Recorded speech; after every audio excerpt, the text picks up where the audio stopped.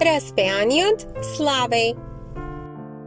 Еднаш многу одамна си живеел еден трговец кој имал 3 ќерки. Тие многу го сакаа својот татко, а тој пак често патуваше далеку по работа. Еден ден пред да замине, ги праша своите 3 ќерки што би сакале да им донесе како подарок.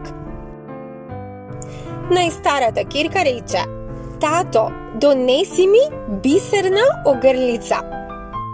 Средната ќерка рече: "Јас сакам златни обетки." А најмалата, која беше најблага и најскромна, рече: "Тато, донеси ми Славеј кој пее."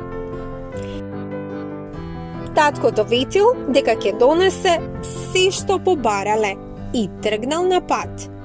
Купил се што посакаа првите 2 ќерки, но каде и да бараше Славеј што пее и скока, не можеше да најде. На враќање тој помина покрај темна шума и виде прекрасна птица што пееше. "Ете, токму таков Славеј сака мојата најмала ќерка," рече таткото. Кога се протегна да ја фати птицата, пред него се појави огромен лав. Лавот рикаше: "Смртна казна за секој што ќе проба да ја украде мојата птица." Трговецот се уплашил и почнал да моли: "Прости ми, јас само сакав подарок за мојата ќерка." Тогаш лавот му рече: "Ќе те ослободам само ако ми ја дадеш твојата ќерка во замена за птицата. Ако не, ќе те изедам." Таткото не можеше да поверува во лошата судбина што го снашла, но лавот го пуштил да си оди со зборовите: "По една недела донеси ми ја ќерка ти." Кога се врати дома, ќерките се израдуваа на подароците, но најмалата забележа дека татко е тажен. Тој тогаш и ја кажа вистината. Храбрата девојка рече: "Тато, ти си го дал својот збор. Јас ќе одам кај лавот. Можеби тој и не е толку страшен."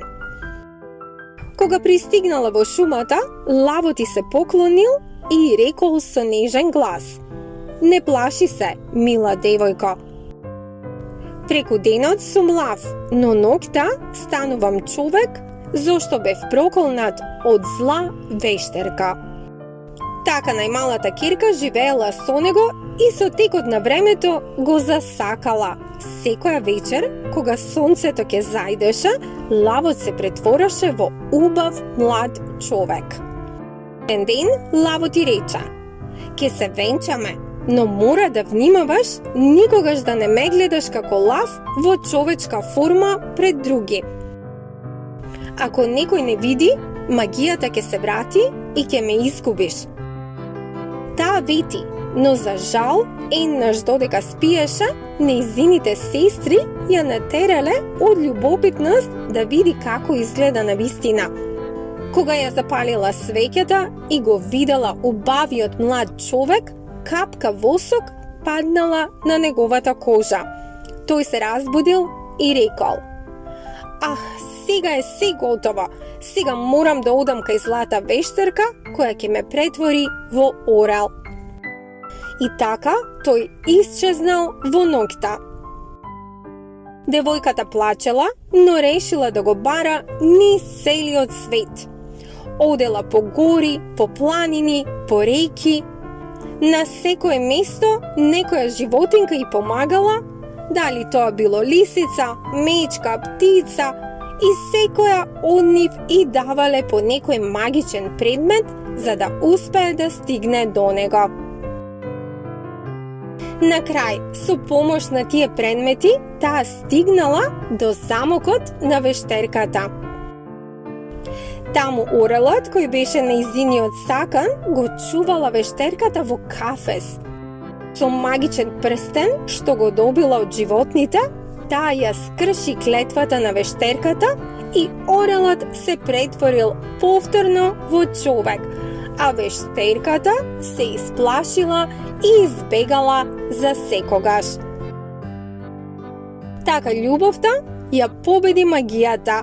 Девојката и принцот се вратија дома и се венчаа во голема радост.